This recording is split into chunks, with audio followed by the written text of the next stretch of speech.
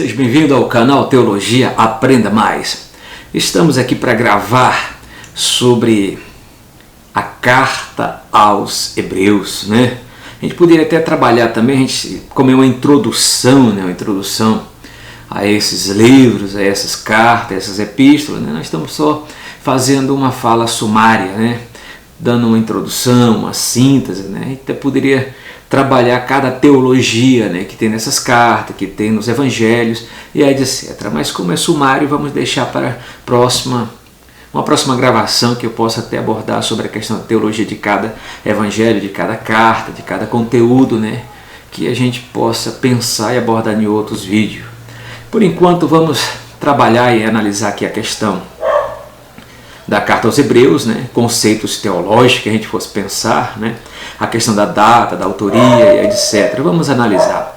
O autor, né, autor, data, lugar onde foi escrita, né. A carta é anônima, ou seja, o autor não se identifica, né.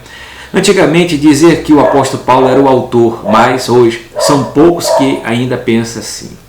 Alguns acham que a carta foi escrita por Barnabé, até por Apolo, né? Essa que era a defesa bastante de Lutero, né? De dizer que foi Apolo que escreveu, né?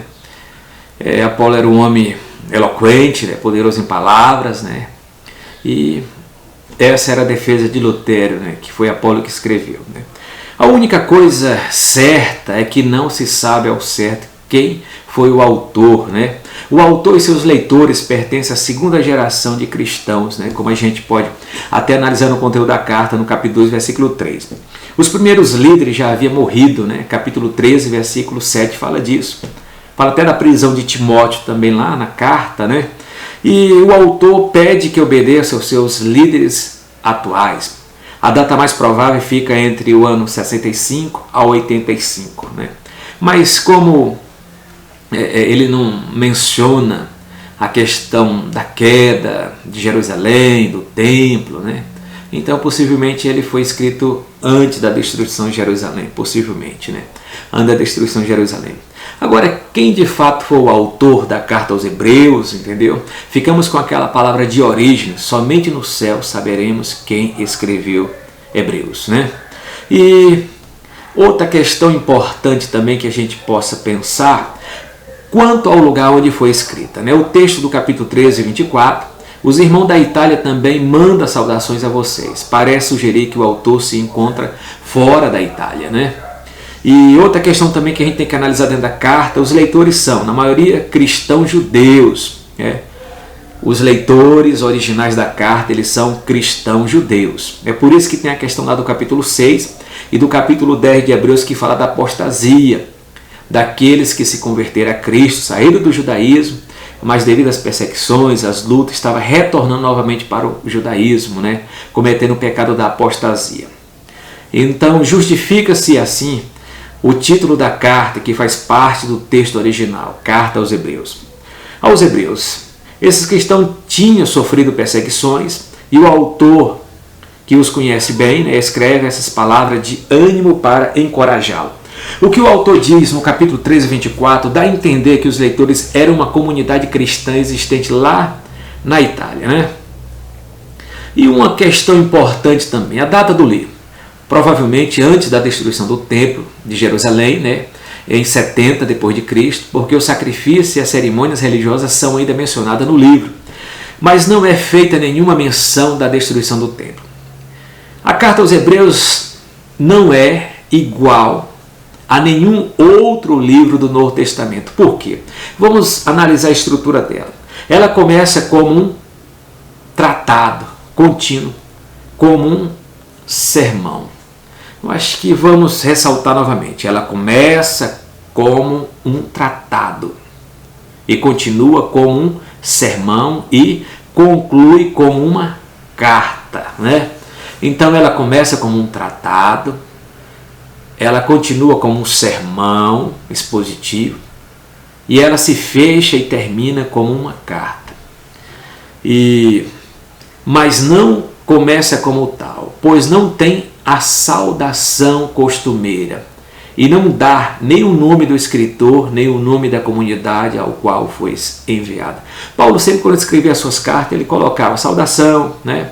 Ele colocava o nome dele, né, em algumas cartas, o remetente também, né, a comunidade ao qual recebia a carta dele. Mas a carta aos Hebreus não tem nada disso. É por isso que é muito tratada mais como um tratado teológico, é muito mais tratada como um sermão expositivo, né?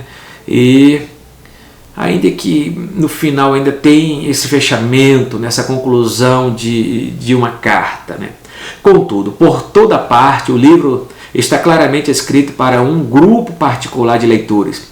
Está escrito no melhor grego literário encontrado no Novo Testamento, né? Por isso que algumas pessoas pensam, não, mas será que foi Lucas que escreveu? Porque Lucas tinha um grego muito polido, né? E a outra questão também é o seguinte: a cristologia, o foco central de toda a teologia do relato de Hebreus. 2 títulos de Cristo são fundamentais para a sua cristologia: Filho de Deus e Sumo Sacerdote. Sumo Sacerdote. Todas as principais noções de Hebreus concernentes à pessoa e obra de Cristo giram em torno desses pontos centrais. Na verdade, Cristo como Sumo Sacerdote e a ideia mais importante e distintiva da teologia desse livro. Todavia, a noção de Cristo como Filho de Deus é fundamental na carta. Outra questão sobre o conteúdo teológico da carta. Outra questão. O conteúdo teológico. O perigo de abandonar a fé. Não há salvação para quem voltar atrás, depois de haver posto a sua fé em Cristo. O autor não mede palavras para mostrar a esses cristãos o grande perigo que estão correndo, né? Ele cita exemplo dos israelitas que não conseguiram entrar na terra prometida porque não tinha fé. Assim também é possível que esses cristãos não entrem na terra prometida da eternidade. Tem toda uma advertência. A necessidade de ficar firme na fé. Como prova os testemunhos dados pelos heróis e heroínas do povo de Deus no passado, capítulo 11. Os cristãos a quem o autor escreve precisam ir sempre em frente, com olhos fixos em Jesus. Embora nenhum deles tinha sido morto, né, também eles foram insultados e maltratados. Fiquemos firmes, diz o autor, que faz todo o possível para animá-los e encorajá-los, né, diante das perseguições e da luta, né? E uma da coisa, Jesus Cristo, o autor da carta aos Hebreus, mostra que Jesus Cristo, Filho de Deus, é superior a tudo. E a todos os anjos, Moisés, a Josué, ele é superior a todos, né? E ao sacerdote e à antiga aliança. A aliança que Cristo fez é superior à velha aliança. E o sacrifício que ele ofereceu a Deus é superior ao sacrifício oferecido pelo sacerdote judeu. O autor enfatiza a completa e perfeita humanidade de Jesus, né? Ele, como nós, sofreu e foi tentado, mas não pecou. Uma questão importante que a gente tem que analisar na carta também dá grande destaque à morte de Jesus, sendo que a ressurreição é mencionada apenas uma vez. Jesus Cristo é o nosso grande sumo sacerdote que ofereceu a Deus o sacrifício que garante o perdão dos nossos pecados.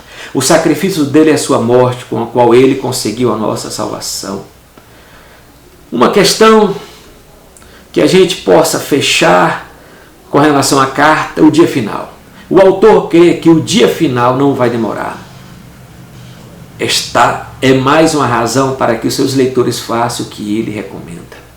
Então essa é a carta aos Hebreus, analisando de forma sucinta, de forma breve, mas de uma forma reflexiva. Shalom, a paz, até a próxima.